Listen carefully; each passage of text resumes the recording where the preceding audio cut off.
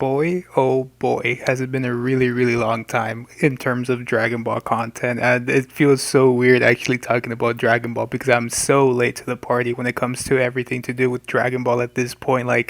The movie, Dragon Ball Superhero, the new trailer is going to be dropping in a couple of hours because by the time I actually upload this, I believe, right now it's December 17th, and I think the trailer is going to be dropping at Jump Festa either December 18th or 19th, so either tomorrow or the day after tomorrow. So we're really close to getting more movie stuff in regards to that movie. But we also got like the poster for it, which is really, really cool.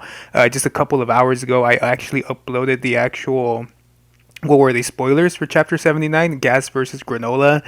That thing's looking super, super sick. We got some things to do with Ultra Ego and the final colorization or the official colorization. Like there's just so much news and information that has dropped within a Dragon Ball Super that I felt like I just covered it all within this one impacted video. So to kind of kick things off, I do want to talk about Ultra Ego and its colors. From what we actually see, it's like a little chibi art that Toyotaro actually gave us. He actually released it early. I thought we weren't going to get it until Jump Festa, but we actually got it a couple of days ago. The whole colorization is basically just purple with pink. Now, this is kind of controversial because a lot of people were kind of assuming it was going to be black with purple because it was going to be like the incomplete version, and then maybe the completed version was going to be like the dark purple with some pinkish little glow to it, as well as the eyes. A lot of people wanted there to be golden eyes on Ultra Ego, but we also got to see that it's pinkish. So it's a lot of pink, and it has a lot of aura to do with like Beerus and like God of Destruction Topo. But a lot of people are thinking that when it comes to, this is like the incompleted version of Ultra Ego. When it comes to the completed version of Ultra Ego, that's when we're going to get more of like the dark purple hues like we see with God of Destruction Topo. But at the same time, God of Destruction Topo is kind of anime exclusive. So the way that they actually do that within the manga, it might be different, it might be the same, who really knows what they're going to be doing. But that was really, really excited to see that we actually finally got the colorization of Ultra Ego. Now it's going to just take a couple of months probably until they actually release the colorized chapter with Ultra Ego. So I'm really excited to see how exactly Vegeta actually looks within this form in the actual official manga, not just the chibi art in and of itself. So that was really cool. Obviously, when it comes to the leaks that actually came out, a little spoiler alert if you guys don't want to get spoiled for the upcoming chapter of Dragon Ball Super. It's getting really interesting. I'm not gonna lie. I honestly thought when they wished for Gas to be the strongest, I thought he was gonna like wipe the floor with our heroes. I thought he was gonna destroy Vegeta, destroy Goku, destroy even Granola. But we get to see a lot of character development from Vegeta actually saying, if you want to end this, you gotta do it yourself. Giving Granola that senzu bean and full power Granola at this point. I don't know if it has to do with Granola's power or if he's just used to his abilities, because we do get to see that when he's taking on Gas, Gas is using all of his, weapon switching abilities to take down or try to take down Granola. And all of these new weapons that are actually coming out are doing absolutely nothing to Granola. Granola is actually able just to go and plow through all of these attacks, and he's actually like really confident. Like it seems like Granola feels like he can actually win this, and a lot of people are wondering like, what is it exactly that's going on with Gas? And then it turns out that Gas was actually using these techniques because he wanted to defeat Granola with his own polished techniques, and after that, that's when he actually started to unleash his real power. But the thing about his real power is that he barely got it. He has no idea how to actually control this power or how to use this power to its fullest effect. Combine that with Granola now having Oatmeal at his disposal, he has Oatmeal to actually give him the assistance that is needed to actually defeat or be on par with Gas. And Granola has more experience than Gas. I believe Granola has like a couple weeks, even some couple of months with his actual power. So Granola in and of itself, like he's really, really gotten used to this strongest mortal, title. Like he's actually doing a huge number on Gas in and of itself. For me, that's like really, really crazy how even though, Gas is the new strongest, that doesn't mean that he's going to be the strongest forever. Kind of like how Monedo was actually talking about when it came to the wish that Granola made. Now, whether Gas is going to get like a weird buff up, or he's going to be able to be in tune with his powers later on within the actual arc. Who really knows? But we do know that Alec isn't even going into the battlefield because he states that there are still some matter of business that has to be taken care of.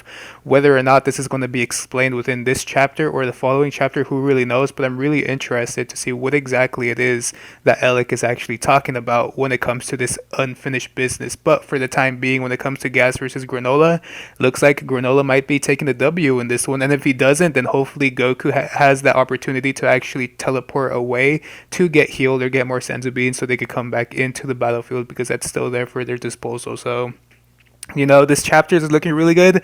I believe it's coming out in like 2 or 3 more days, so that's really, really excited. But the one thing I do want to talk about, which it's kind of weird that I'm going to be talking about it like the day before it actually comes out, but it has to do with Dragon Ball Super Superheroes. Now, when it comes to Dragon Ball Super Superheroes, they actually released, I believe it's the official poster when it comes to the movie. Within the actual poster itself, we got to see, I believe they're called like Gamma 1 and Gamma 2, which are like those robot looking dudes. We got to see Pan. We got to see like the 3 new characters that were introduced. We got to see Vegeta, and oh my goodness, I am so happy that they brought back the Majin Buu outfit.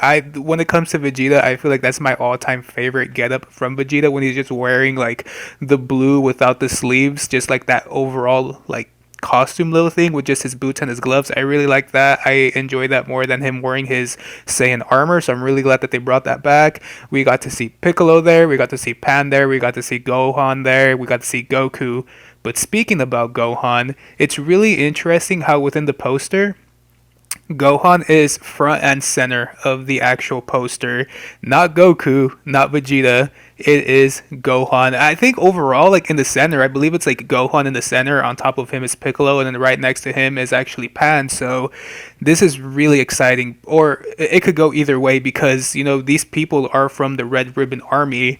If Gohan is in the center, a lot of people are speculating that we might be getting a Cell reboot. Now, in my opinion, is Cell one of the best villains of all time when it comes to Dragon Ball? Definitely. Like, I don't know what it is about Cell, but I always loved his demeanor. Like, I really enjoyed Cell as a character and as a villain, even when he was like progressing from his imperfect state to his super perfect state. Like, Cell was just like, he was just really good. But the thing about that is, how are they going to implement Cell if they do plan to bring Cell back? How are they going to even implement his power to the new power scaling of Dragon Ball Super? Because at the end of the day, he's just an android. I mean, obviously, when it comes to the anime, we do get to see that the android 17 and 18, and especially 17, is incredibly strong. So will they be implementing some weird effect where Cell actually manages to obtain those powers? Or he's like a new rebooted Cell where he actually has the new genes of the new heroes with their new powers?